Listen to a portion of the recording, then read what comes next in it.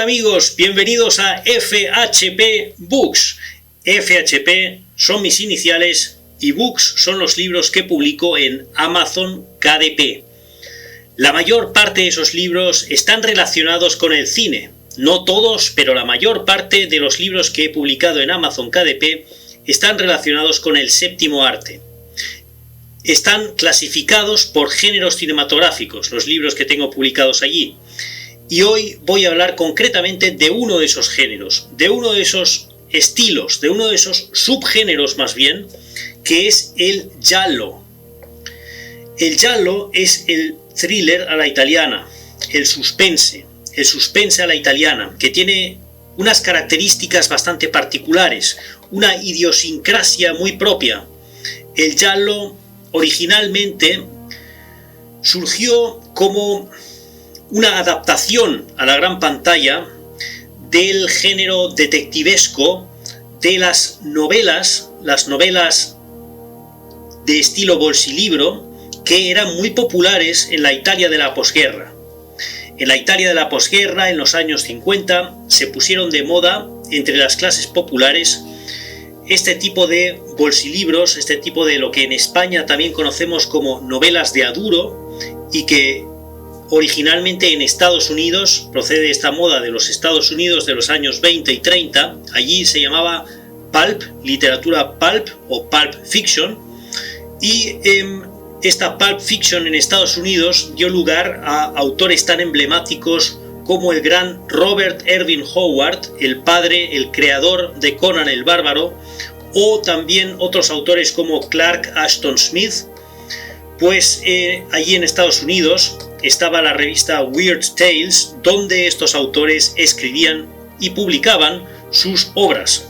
Ambos eran amigos de Howard Phillips Lovecraft, otro gran autor, del que también hablaremos en otra ocasión, pero ya estoy empezando a divagar, estoy empezando a andarme por las ramas, y hoy voy a centrarme en esto que nos ocupa, que es hoy el giallo, el cine giallo.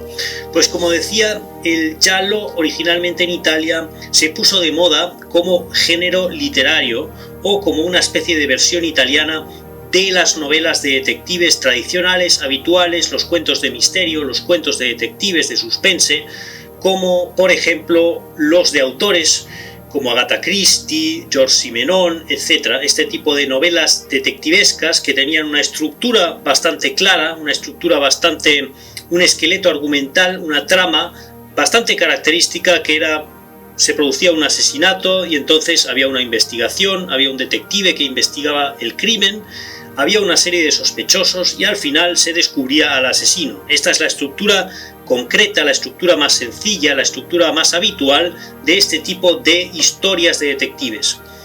Pues bien, en Italia este tipo de historias de detectives se pusieron muy de moda, como decía, en los años 50, gracias a una editorial llamada Mondadori, que empezó a publicar este tipo de novelas, este tipo de historias detectivescas, en una serie, una colección de libros con las portadas o con las cubiertas, con las tapas de color amarillo.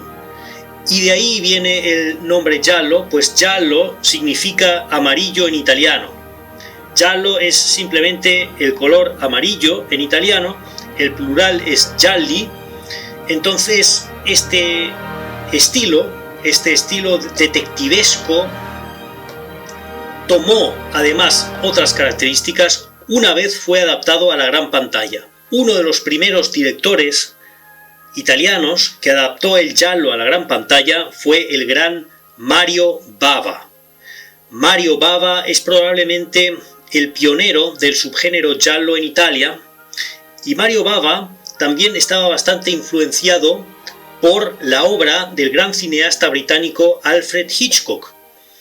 Alfred Hitchcock, como todos sabemos, Alfred Hitchcock había realizado grandes películas en los años 50 que no solo estaban influenciadas por el género detectivesco de misterio y de crímenes, sino que además incorporaba elementos de terror psicológico en las tramas, en las historias. Era importante, era vital, era clave esto del terror psicológico, del trauma de los protagonistas, de los traumas del pasado, de los fantasmas del pasado, que acudían a enturbiar la vida de los protagonistas de la película, ¿no? Esto es algo habitual en Hitchcock, lo vemos. El ejemplo más paradigmático, el ejemplo más conocido es lógicamente Psicosis. También otras muchas películas, Marnie la ladrona o Vértigo, o bueno, hay muchas películas donde el papel de los traumas psicológicos juegan un papel fundamental en el suspense, en las historias de este gran director.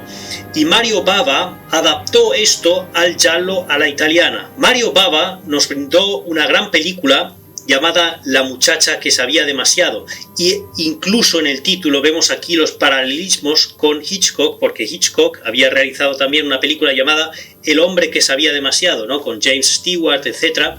Una gran película también.